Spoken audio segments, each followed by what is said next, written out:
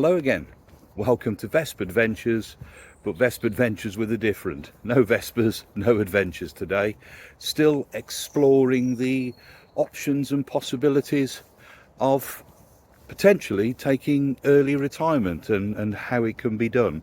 I thought I'd have a little look today and think about health as opposed to wealth. Wealth is obviously very important to retirement, but I'm also assuming that your health is going to have a major effect on what you want from retirement and how long you can enjoy an early retirement. And is that also maybe the main reason to want to retire early while you have your health and a relative degree of strength and fitness that will mean that you can enjoy early retirement? I'm going to share some of my feelings, my thoughts, and where I am and what we do, and we'll explore it from there. What's quite a sobering thought is that looking at average age, presumably you hope most people expect to get to about 80. Most of my family have, not all of them sadly, but most of them, has put me in a mindset from another guy on YouTube called Azul, Azul. Very interesting guy, an American guy who has a lot of short videos, thoughts about how retiring early, and that's how I've come to be watching him. Is between now and approaching my 80th birthday, I have 1,000 weeks.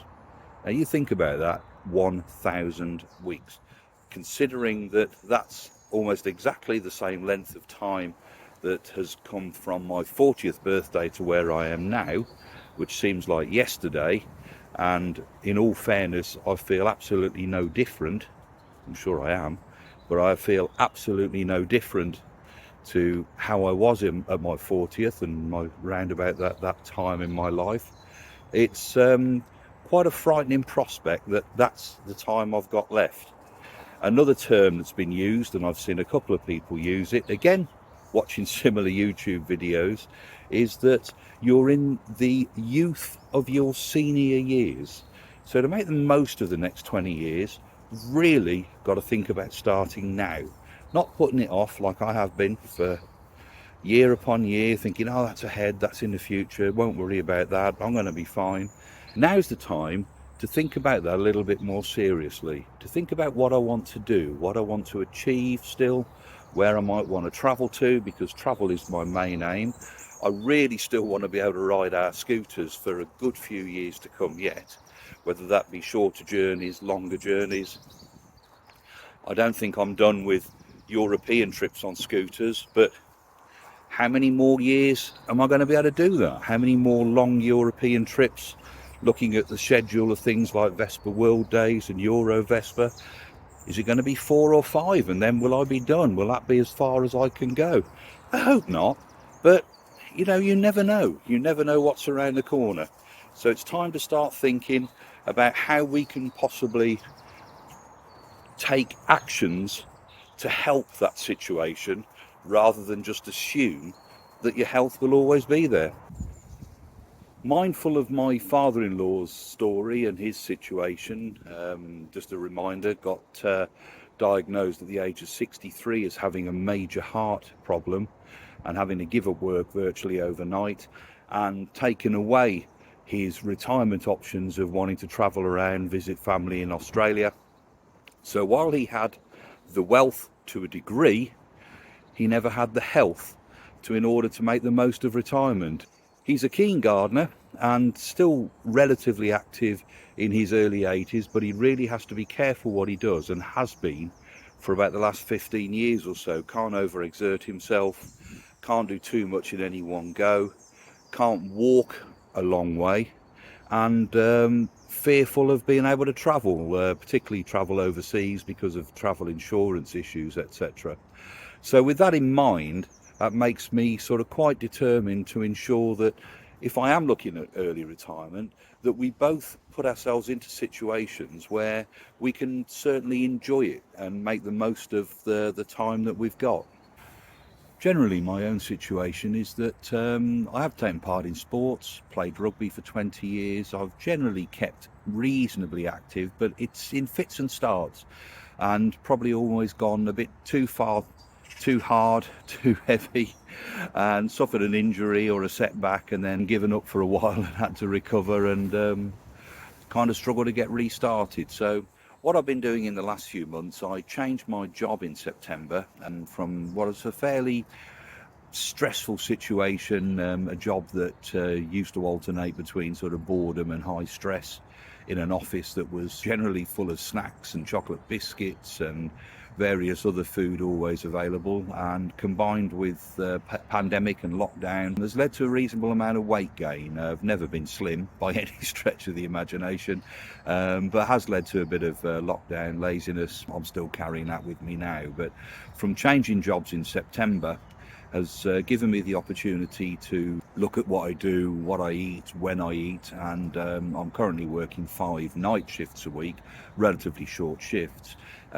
Gives me a little bit more sort of time discipline and time during the day to get out, walk the dog, do a little bit of exercise. So since September I've actually lost nearly 9 kilos, and I'm down 126 kilos to 117 kilos, and my aim is to try and get down to about 100 kilos. I think that would be a pretty healthy weight. So I've got a fair bit to do, and I need to be a bit more disciplined.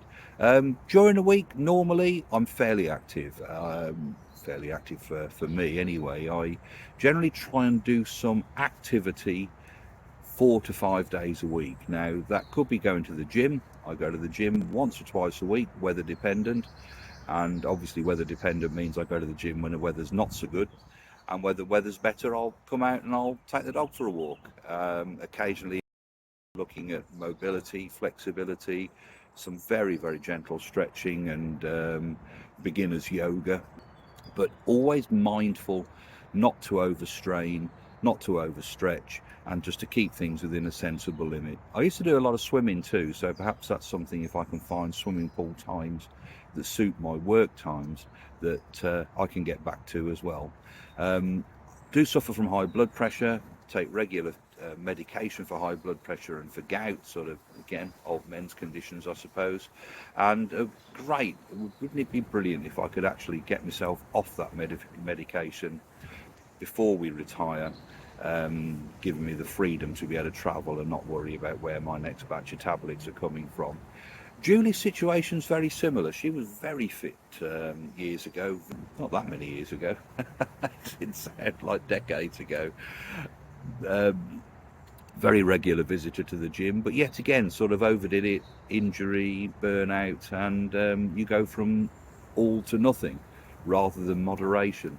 And hopefully in future that's the lesson we'll have learned from that, and we'll just keep ourselves generally active. Now, activity also for other people might mean playing golf, cycling, playing tennis, gardening, DIY, whatever. I think it's important to do little and often. Keep yourself active, keep yourself busy. Also, brain activity. I think that's really important. I mean, at the moment we're still working. I'm doing a few things for the Vespa Club that gives me things to do, things to think about, because the job I'm doing now is, I wouldn't say it was mindless, but it doesn't require a lot of mental input from me. I just jump in a truck, hitch up a trailer, take it to where it needs to go, swap trailers, bring it back to depot. Fantastic. Stress-free, apart from roadworks and diversions, and taken an awful lot of that worry and pressure out of my life, and also pretty well paid, so no complaints there. I guess the other thing to take into consideration is diet. I mean, talking about trying to lose a little bit of weight, but what you eat as well as how much you eat is probably equally as important. We do a lot of our own home cooking anyway. I would say that we're probably not bad. We do eat wrong stuff, but we eat a fair bit of the right stuff too. My cholesterol level's generally okay.